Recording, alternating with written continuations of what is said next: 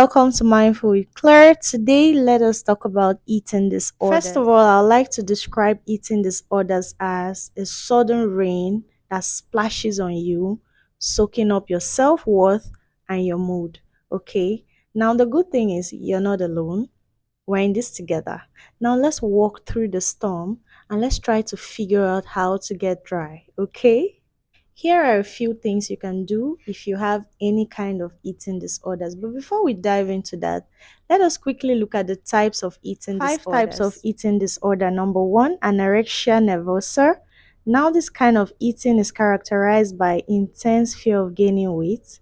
It's usually accompanied by food restrictions, okay, extreme food restrictions. Now, you perceive yourself as being fat even though it's physically evident that you're underweight. I think you have to check that. Number 2, bulimia nervosa.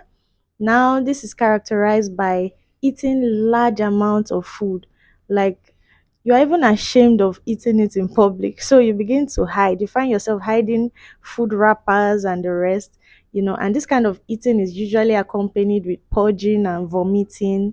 If you eat that way, you might have to have Number yourself 3, checked. Okay? binge eating disorder, okay, also known as BED. Now, this is very similar to bulimia nervosa.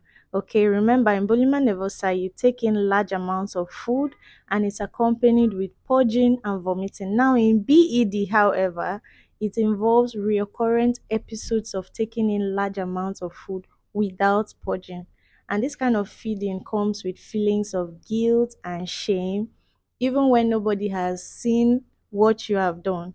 Deep down, you just start feeling ashamed of yourself. Number 4, avoidant restrictive food intake disorder. Okay, this is when you avoid taking in food due to sensory issues like texture, 5, smell, specific taste, eating or feeding disorder. Okay, now here is a mix of symptoms that don't fit into any of the above.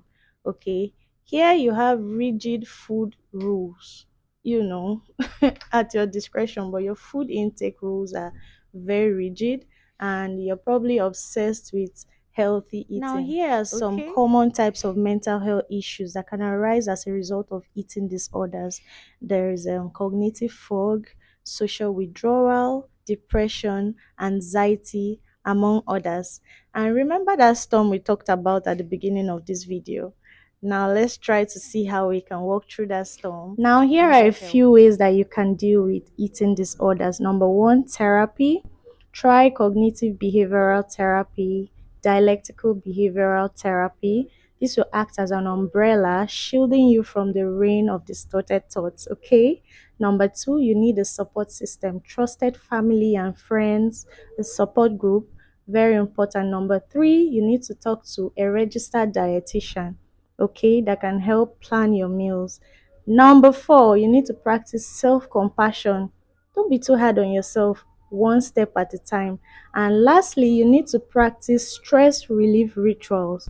Rituals such as deep breathing, rituals such as stretches, mindfulness practices basically, okay? Thank you for watching. I hope you find this video helpful. Remember, here at Mindful with Claire, our goal is to explore mental health, self-care and mindfulness together. Okay, don't forget to like, share and follow for more content. I'll see you in my next video.